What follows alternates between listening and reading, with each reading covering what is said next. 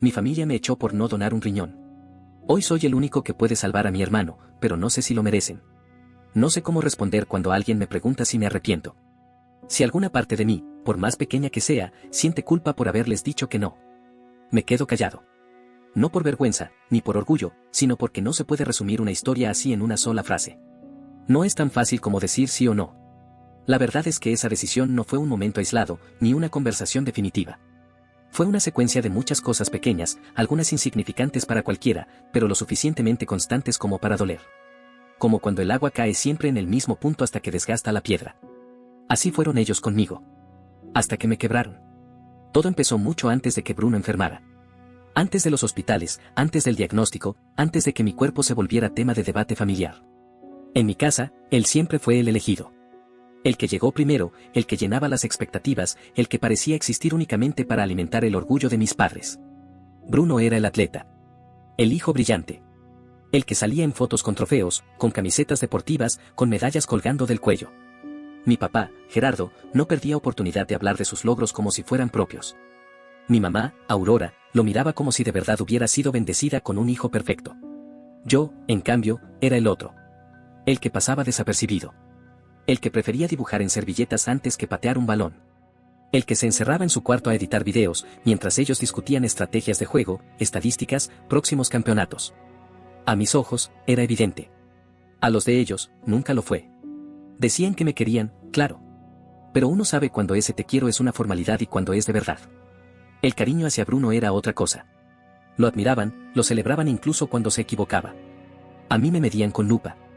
Me exigían resultados para recibir la mitad de la atención que él obtenía solo por existir. Esa diferencia se hizo más evidente cuando entramos a la universidad. Bruno se fue a una privada con residencia, comida incluida, transporte cubierto y hasta viáticos cuando viajaba por el equipo. Yo tuve que buscar becas por mi cuenta. Terminé en una universidad comunitaria, con un descuento parcial, viajando 40 minutos en bus para trabajar medio tiempo en un café. Cuando se me dañó el computador en segundo semestre, Aurora me dijo que era mi responsabilidad arreglarlo, que ya me estaban ayudando suficiente. Cuando Bruno perdió su iPad por segunda vez, lo reemplazaron en 2 días porque lo necesitaba para estudiar. No era que lo envidiara. En ese momento ni siquiera tenía espacio para eso. Estaba demasiado ocupado sobreviviendo. Pero empecé a darme cuenta de algo, cada centavo que se invertía en mí debía ser justificado, mientras que él gastaba sin rendir cuentas. Mi mamá decía que era normal, que los hermanos mayores abren camino. Pero no era eso. No era el orden. Era lo que ellos veían en cada uno. A Bruno lo veían como el futuro. A mí, como alguien que estaba ahí por accidente. Cuando lo diagnosticaron, tenía 19 años. Estaba en segundo semestre de diseño gráfico, intentando mantenerme a flote entre clases matutinas, trabajo por las tardes y tareas nocturnas. Un jueves cualquiera, me sentaron en la mesa con una sonrisa nerviosa y me soltaron la noticia: Bruno necesitaba un trasplante. Era urgente. Y yo era compatible. No fue una conversación. Fue una sentencia disfrazada de amor familiar. Gerardo dijo que eso era lo que cualquier buen hermano haría. Aurora, sin mirarme, soltó la frase que me marcó como un hierro caliente: tienes una oportunidad de redimirte. Redimirme. Como si no haber sido como Bruno, como si haber vivido a mi manera, fuera un pecado que solo podía expiar sacrificando una parte de mí. Como si mi valor como hijo, como persona, dependiera de cuán útil pudiera ser para salvar al verdadero orgullo de la familia. No dije que no de inmediato. Fui a las pruebas. Hablé con los médicos. Me informé. Y cuanto más entendía lo que implicaba, más me daba cuenta de que aquello no era una operación, era una confirmación de todo lo que siempre había estado mal. No querían salvar a Bruno. Querían que yo reafirmara mi papel como el hermano egoísta si me negaba. Me aseguraron que era un procedimiento rutinario, pero también me explicaron los riesgos, infecciones, complicaciones a largo plazo, limitaciones físicas. No era una decisión que se tomaba a la ligera. Y había algo más, algo que los médicos no decían, pero que me quedó claro. No había garantía de que Bruno sobreviviera al trasplante si no cambiaba su estilo de vida. Ya había sido hospitalizado varias veces por descompensaciones. Bebía. No seguía la dieta. Faltaba a citas médicas.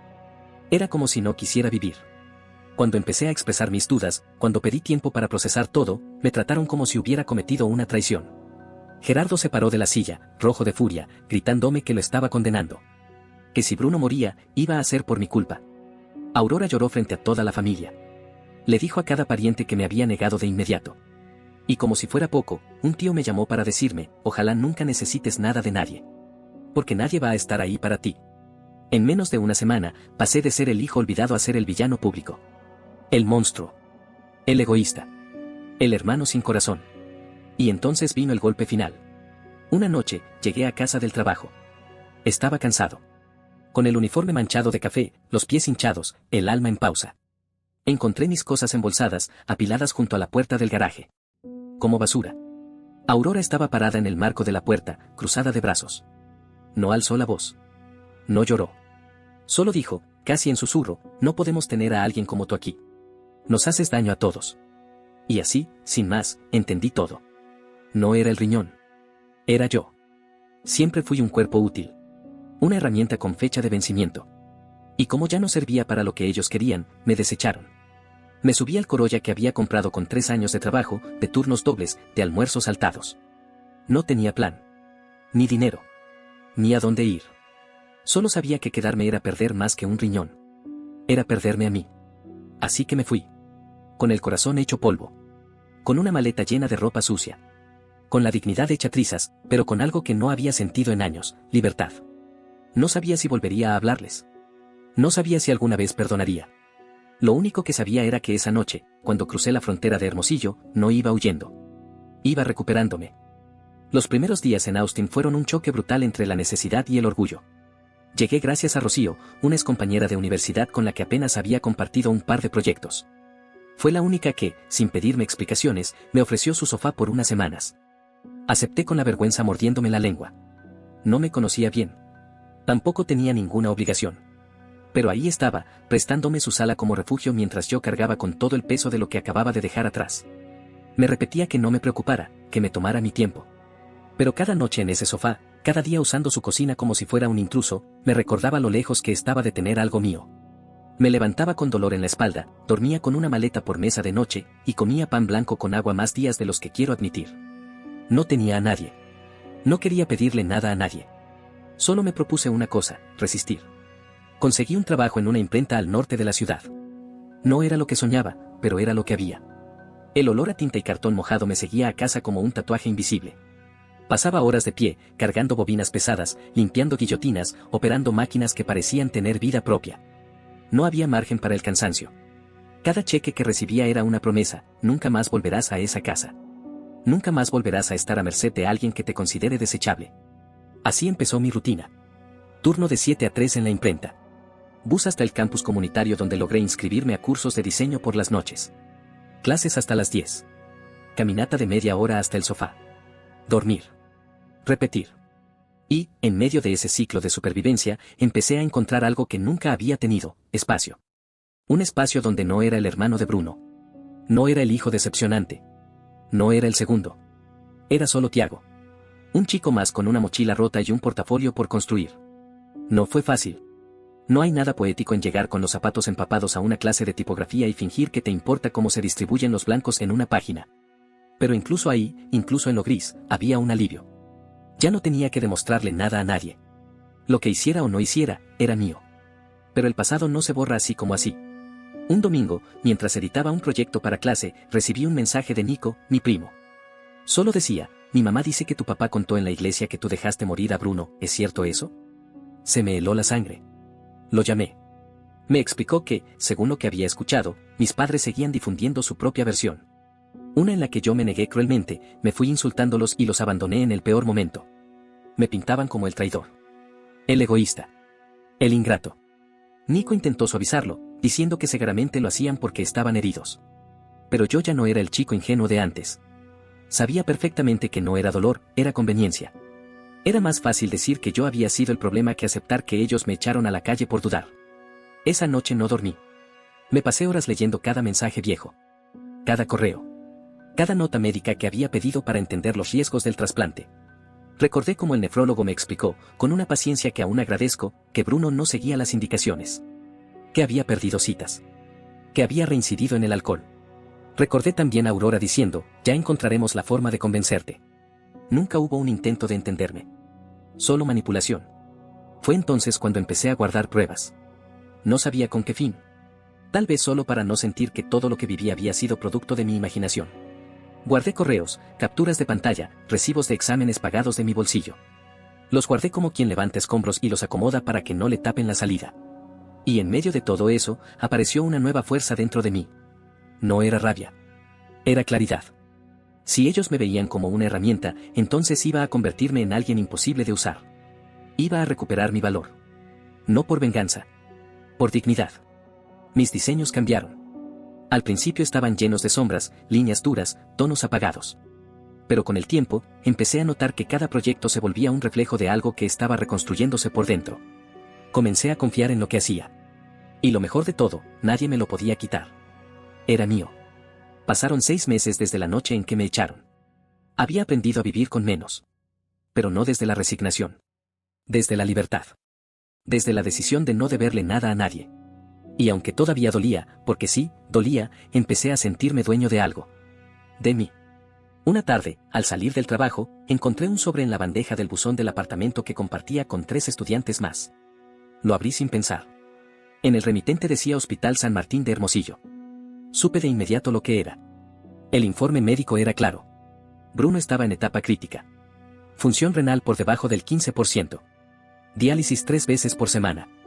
Complicaciones cardíacas. Y lo más impactante, no tenía donantes vivos compatibles. Solo uno registrado previamente. Yo. La carta incluía una línea helada, casi mecánica: solicitamos que el donante previamente evaluado reconsidere su decisión, dada la gravedad del caso. La pegué en la pared frente al escritorio. Me quedé mirándola como si fuera una amenaza velada. Pero eso no fue todo. En el mismo buzón había otro sobre. Esta vez con el nombre de un bufete jurídico. Mis padres habían intentado responsabilizarme por una segunda hipoteca que, supuestamente, firmaron con mi nombre como codeudor. Sin mi autorización. Sin mi firma. Decían que, como no doné el riñón, lo mínimo que podía hacer era cargar con parte de los gastos médicos. El banco los detuvo. No había papeles válidos. Pero tuve que pagar a un abogado para frenar ese intento de fraude. Y ahí se rompió algo más. Porque si todavía quedaba un hilo, si alguna parte de mí pensaba que esto se podía arreglar con el tiempo, ese intento de clavarme una deuda fue el corte definitivo. Ya no era dolor. Era claridad. Ellos no me veían como persona. Me veían como un recurso. Un cuerpo útil. Y cuando el cuerpo ya no sirve, se desecha o se exprime. Guardé esas cartas. Las metí en una carpeta azul. La rotulé con una sola palabra: respeto. Porque eso era lo que me había negado. Y eso era lo que ahora me estaba devolviendo yo mismo. Cada vez que dudaba, cada vez que me preguntaba si estaba siendo demasiado duro, abría esa carpeta y me recordaba por qué había dicho que no. ¿Por qué me había ido? ¿Por qué no podía volver a ser el mismo? Porque hay decisiones que, si las tomas desde el miedo, te condenan. Y yo, después de todo, ya sabía lo que era perderse. Esta vez, no iba a dejar que eso volviera a pasar. Pasó más de un año desde la última vez que alguien de mi familia me dirigió la palabra directamente. 1 año y 4 meses, para ser exacto. Ya no buscaba indirectas en redes sociales, ni esperaba llamadas desconocidas con el corazón en la garganta. Me había obligado a soltar esa expectativa.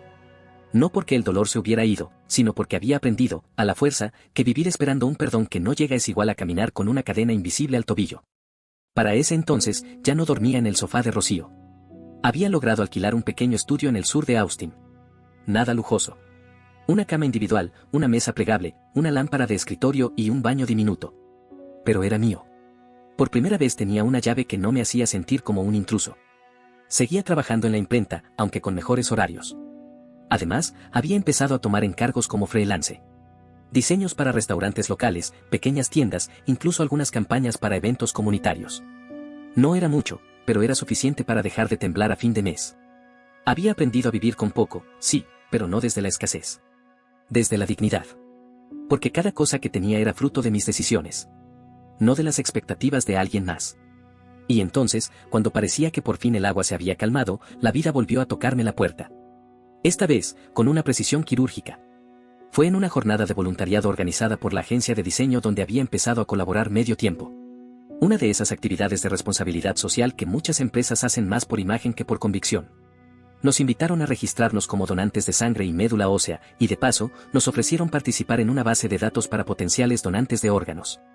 El proceso era voluntario. Nadie presionaba. Y por alguna razón que aún no termino de entender, levanté la mano. Tal vez porque, a pesar de todo, seguía creyendo en la donación como un acto noble. Si se hace por decisión propia.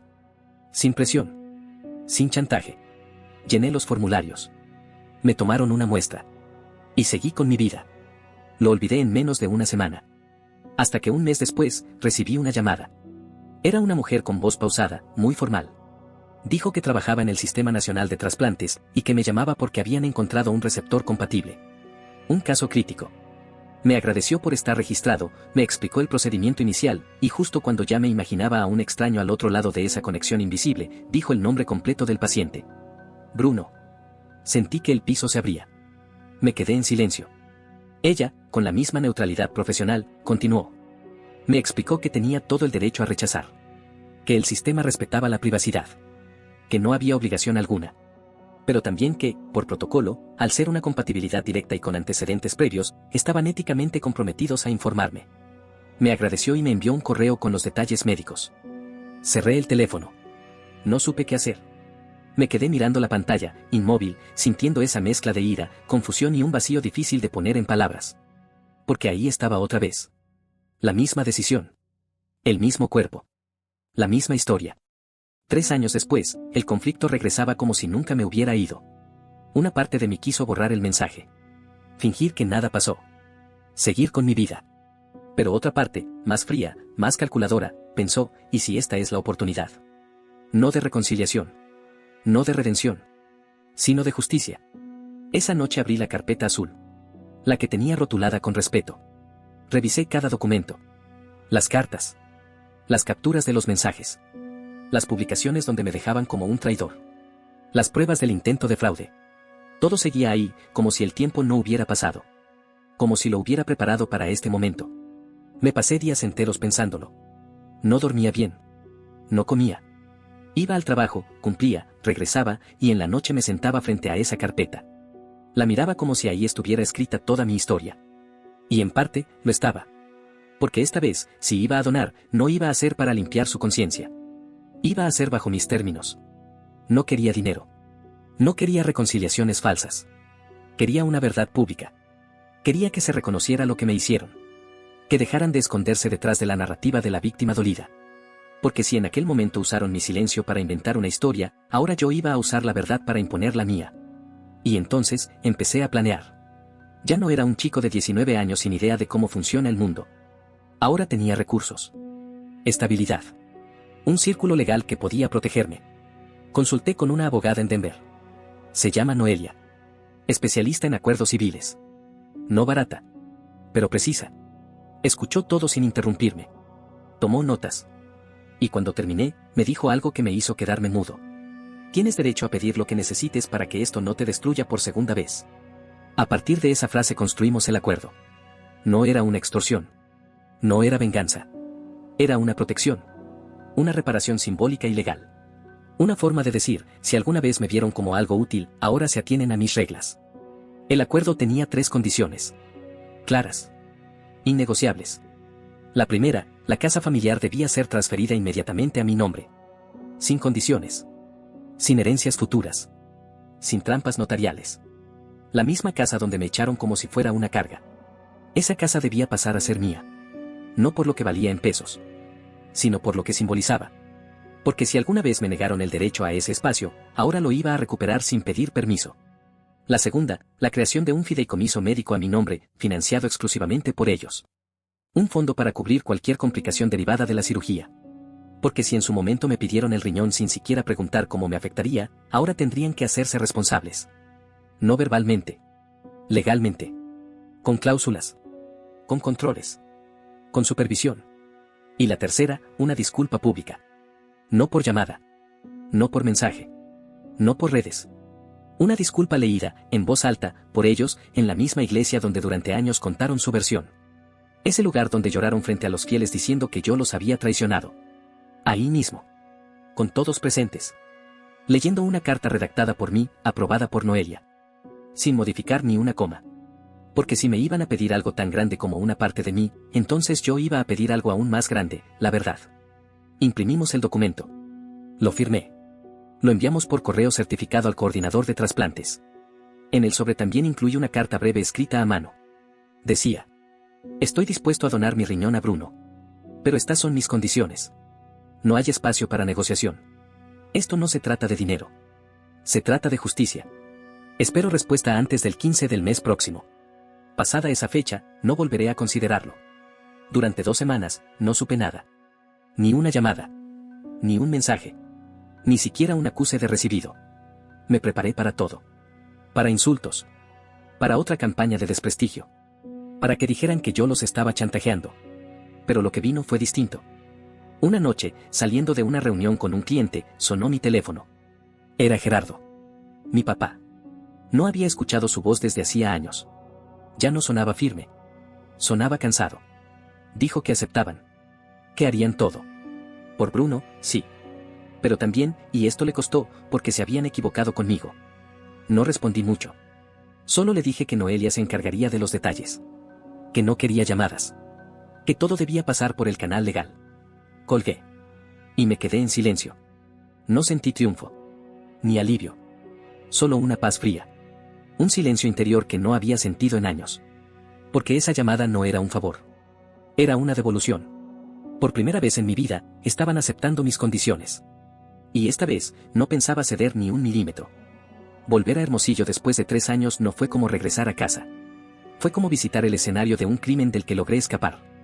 Apenas bajé del avión, el olor del aeropuerto, el calor seco, los letreros conocidos, todo me devolvió a una versión de mí que ya no existía. No era nostalgia. Era memoria corporal. El cuerpo recuerda lo que uno intenta enterrar. Volví porque todas las condiciones habían sido aceptadas. La casa, que un día fue símbolo de exclusión, ahora iba a ser mía. El fideicomiso ya estaba legalmente activo. Y la lectura pública estaba pactada. La ceremonia se programó para un domingo por la mañana, 2 días antes de la operación. En la misma iglesia donde mi madre y mi padre lloraron frente a los fieles, repitiendo la versión de los hechos que más les convenía. Esa iglesia que para mí era solo un tribunal sin derecho a defensa. Entré con Noelia y 2 testigos legales. Lo había dejado claro desde el principio, no iba a permitir que tergiversaran ni una palabra. No quería abrazos ni miradas lastimeras. No buscaba reconciliación. Solo verdad. Aurora estaba sentada en la primera fila, vestida de beige, con una carpeta entre las manos. Gerardo parecía 20 años mayor. No cruzamos palabras. Solo miradas fugaces que sabían demasiado. En el salón había más gente de la que esperaba. Algunos, por morbo. Otros, por compromiso. No faltaron los que fueron solo a ver si era cierto. El pastor, Miguel, abrió con una oración breve. Después, sin rodeos, le cedió la palabra a Aurora. Se acercó al atril como si pesara el doble. Abrió la carpeta. Sacó la carta que yo había escrito. No se le permitió modificarla. Ni una palabra. Respiró hondo y empezó. Dijo que me habían echado. Que no fue una discusión, ni un malentendido. Fue una decisión deliberada. Dijo que durante años ocultaron esa verdad y que inventaron otra en su lugar, que yo los había abandonado por egoísmo. Admitió que me señalaron, me acusaron públicamente y que permitieron que esa narrativa se repitiera sin pausa. Habló de la deuda. De cómo intentaron cargarme una hipoteca sin mi permiso. Dijo que nunca buscaron entenderme. Que, al contrario, usaron su dolor para justificar lo injustificable. Sus manos temblaban. Pero no se detuvo. Cuando terminó, bajó la mirada y volvió a su lugar sin buscar la mía. Gerardo se levantó entonces. Su voz era apenas un hilo. No me llamó hijo. Me llamó por mi nombre. Dijo que falló. Que eligió proteger a uno destruyendo al otro. Que confundió liderazgo con favoritismo. Y que ahora lo entendía. Dijo que no esperaba perdón. Solo quería decir en voz alta lo que por años se negó a aceptar, que me fallaron. No hubo aplausos. Ni lágrimas ruidosas. Solo un silencio espeso. Incómodo. Casi incómodo como la verdad misma. Algunos no sabían dónde mirar. Otros bajaron la cabeza. Yo no lloré. No sonreí. No cerré los ojos. Solo estuve ahí. Presente. Entero. Por primera vez. Esa noche, firmamos los papeles. La escritura de la casa se transfirió a mi nombre. El fideicomiso quedó asegurado. Los abogados archivaron todo. Sin abrazos. Sin te extrañé. Sin discursos vacíos. Y con eso fue suficiente. 2 días después, ingresé al hospital.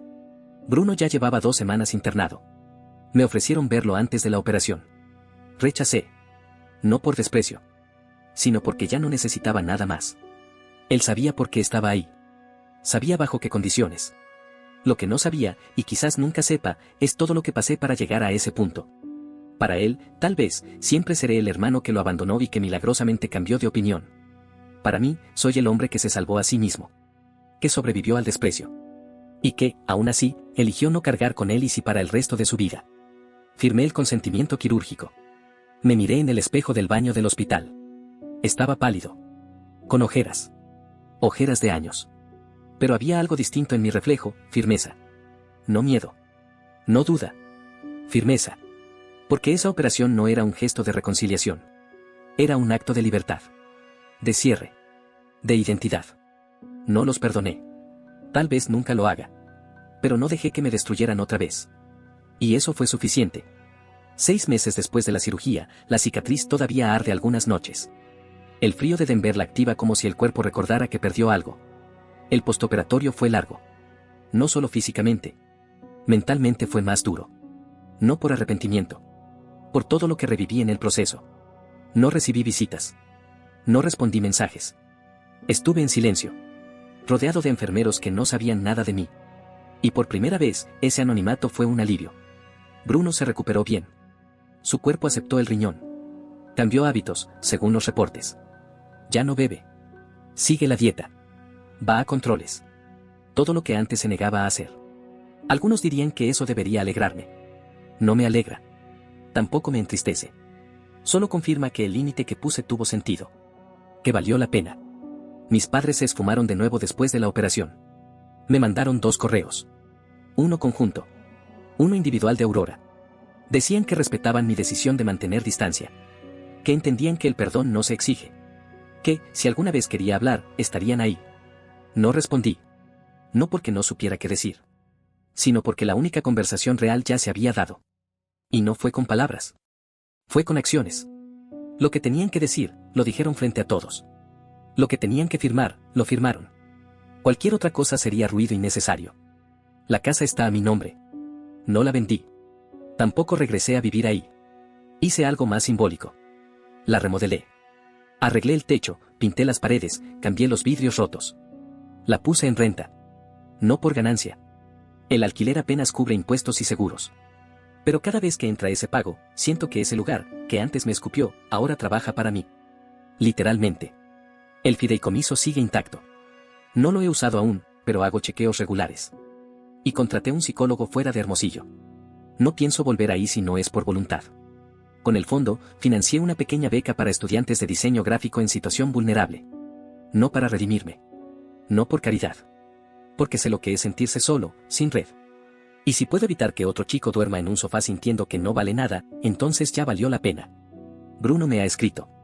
Correos breves. El primero llegó 2 semanas después de su alta. Me llamó hermanito y me agradeció. Las palabras sonaban torpes. Como sacadas de un panfleto.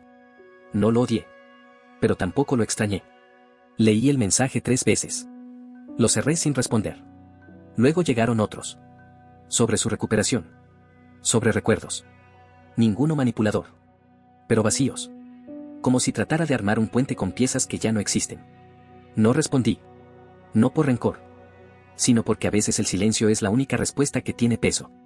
Hoy camino por las calles de Denver con algo que no tenía antes, ligereza. No porque todo esté resuelto. Sino porque ya no me traiciono. Sigo trabajando.